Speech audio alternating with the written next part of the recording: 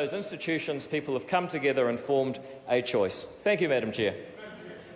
Madam I call Dr Duncan Webb. Madam Chair, it's with the utmost disappointment that I listened to the twaddle from the member from Epsom, because that's an actual word, but it's very rich coming from a member whose party pleads regulatory reform and a streamlined bureaucratic framework to have, let's have a two-track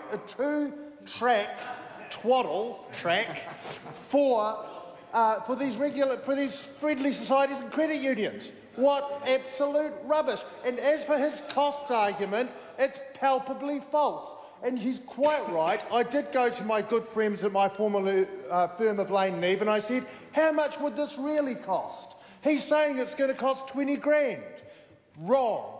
Quite wrong. And let's be clear, as we would well know, Lane Neve is an extremely high-quality, expensive law firm, and they said Gerard Dale, partner, who is an expert in the area of credit unions, I would add, said perhaps between 6 and at the very top, 12. And in the letter which I have tabled, you will see it outlines a list of tasks: updating the credit union's rules, registering incorporation, updating the trustee, attending the members, so on and so forth. All of the legal work needed to be done could be done at a very, very modest cost. So, and here we have a member who finally deigns to turn up here at committee stage with not, it must be said, a huge amount of input on the bill. He's off doing what he does best, and that's saying something.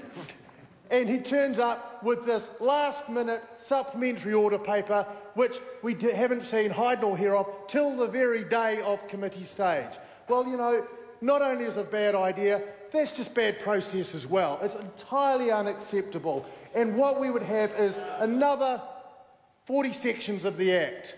Sure, we need to reform this Act, and the reason we need to reform it is because it's outdated. So what Mr Seymour is saying is, let's have two tracks, one shiny and new and one broken, rusty, outdated and not working. Well, you know what?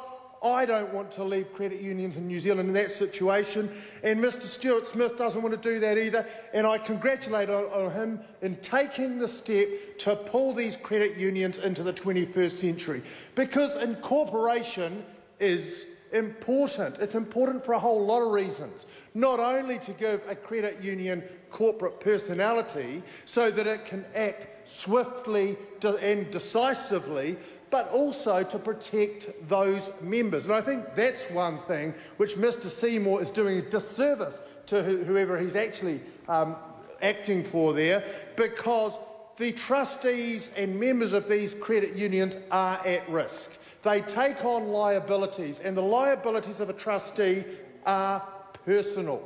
And once we have an incorporated framework, we have a limited liability entity.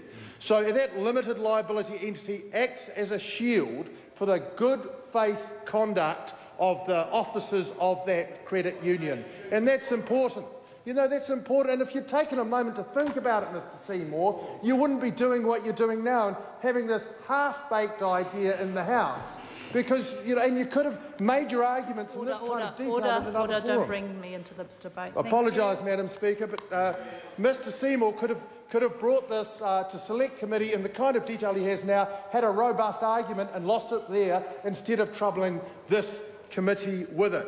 So, Madam Speaker, Madam Chair, this supplementary order paper is deeply flawed, it's ill-conceived, it's delivered late, and it's entirely poorly founded. The bill itself is of great merit, and I commend it to this House. I call Dr Deborah Russell. Yeah, thank you. I'm delighted to have an opportunity